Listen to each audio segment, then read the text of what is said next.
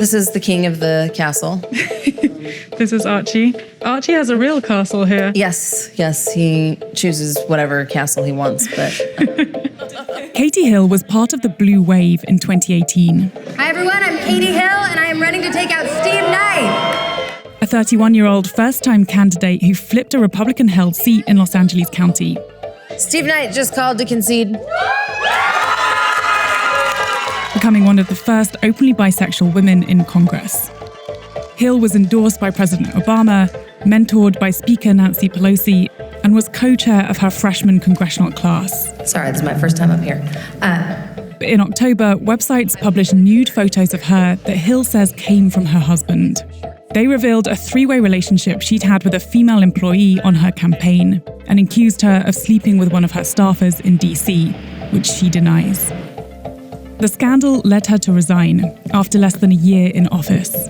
I'm leaving because I no longer want to be used as a bargaining chip. I'm leaving because I didn't want to be peddled by papers and blogs and websites used by shameless operatives for the dirtiest gutter politics that I've ever seen. Hill's been through a lot. Since she quit, her mother had brain surgery, her brother died of an overdose, and Hill herself has been in lockdown like the rest of us. But now she's back. Your book is about to launch. You are doing interviews again. You're out there on TV. How are you feeling? It's a lot. I'm not going to lie. I mean, I pretty much went into hibernation for a little while, and this has just been the year from hell. I have been figuring out what my next steps are, and a huge part of that is this book coming out and the organization I started, the PAC, called Her Time.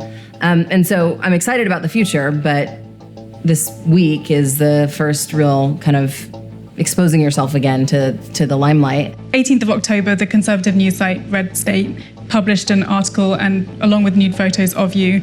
Can you remember what went through your mind at that time when you saw that article?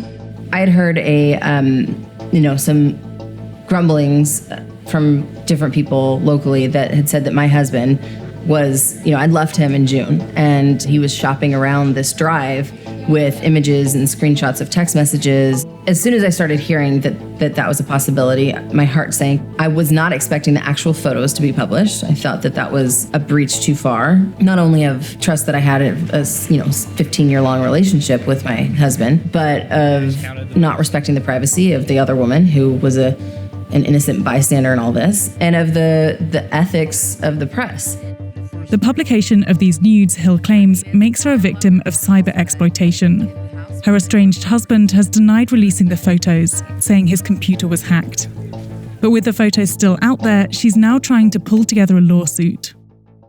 I mean, is that part of the reason that you resigned, because you were scared that there was... I was scared that it was just this trickle that was just going to keep happening. I mean, they had 1 to 2 articles a day of something new. It must have been just so difficult to see those images of you nude splashed across the internet, splashed across papers. Mm-hmm. What was going on inside?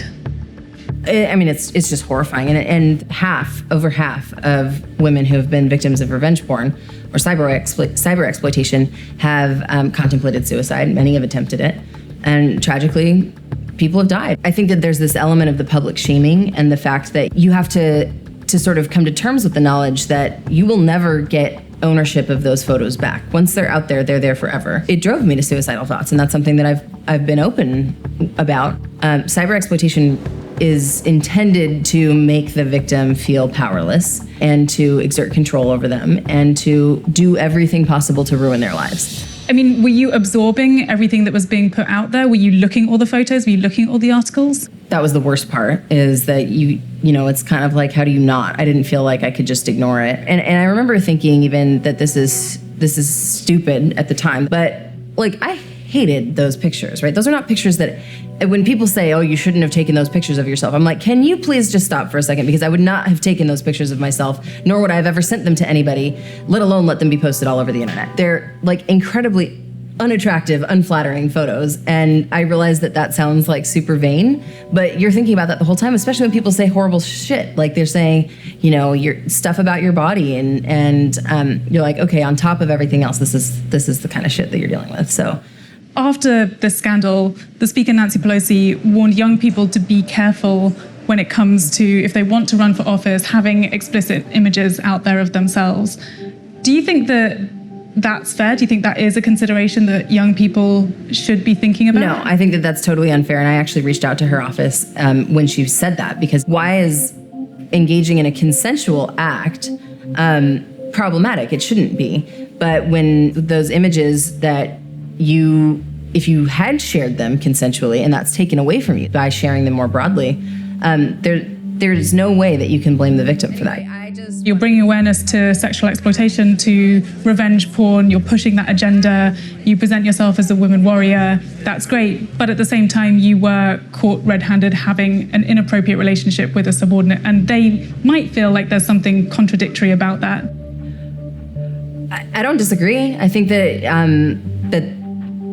that's something that I've had to grapple with too. And I think, what I would challenge people is that if they do see it as hypocritical or problematic, then don't look at the messenger, just look at what the message is. I don't really think it's a question of like what should have happened, right? I think to me it's obvious, and I fucked it up. As a Republican finishes out her congressional term, Hill is coming to terms with that and looking for her own next act. Going through such a public form of humiliation, how do you reconcile with that, and how do you become okay with what happened? I honestly think it's just a form of acceptance, and just you have to come to terms with this happened. This is part of who you are, that people are going to know you this way. And I guess if you're talking about the Google search kind of element of it, what are you going to do with the rest of your life that can kind of push that further and further to the bottom? That would be my hope, is that I can make this just a blip in my lifetime as opposed to the defining moment for it.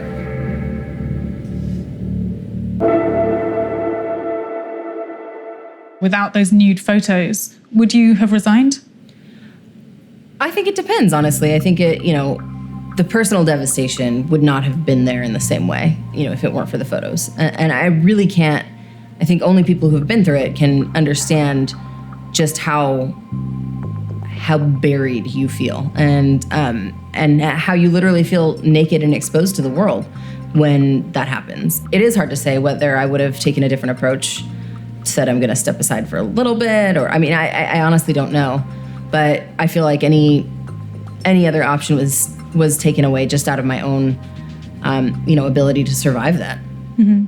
I mean, you let our camera crews follow you around this whole time. And part of doing that was to give us a glimpse into what this campaign looked like, who you really were. Part of the way you present yourself is very authentic and very real. But at the same time, obviously, we weren't aware that this was going on. A lot of people around you, I think, weren't aware that there was this going on. Do you feel like that you have been deceptive in that way? No, I don't think it's a deception. I do think that people should be allowed to have some degree of privacy. I don't think that your personal relationships, if they are consensual, should be part of the public sphere. I just don't. And it's a well-known thing here in Washington that the affairs happen all the time, and that there's just it's just part of the fabric here. But I don't think that should be part, unless you were truly abusing somebody. I understand why some people would make the case that I was, and that's a part of why I decided to step down. As you said, you have your PAC, releasing this book. There's a lot going on with you. You have your podcast. Mm-hmm. Do you have a plan in the future to return to politics? No immediate plans, absolutely not. But having known how the journey that got me here, I'm not ever going to say never. But it's certainly not something that I feel like I need to do anytime soon. What does your future look like? Right now, I'm really excited and focused on her time and on the work that we're going to be able to do. I think that the organization is going to be able to grow, and we're going to be able to support a lot of candidates and mobilize young women as voters, and then ultimately advocate for this agenda, this feminist agenda that I think is so important.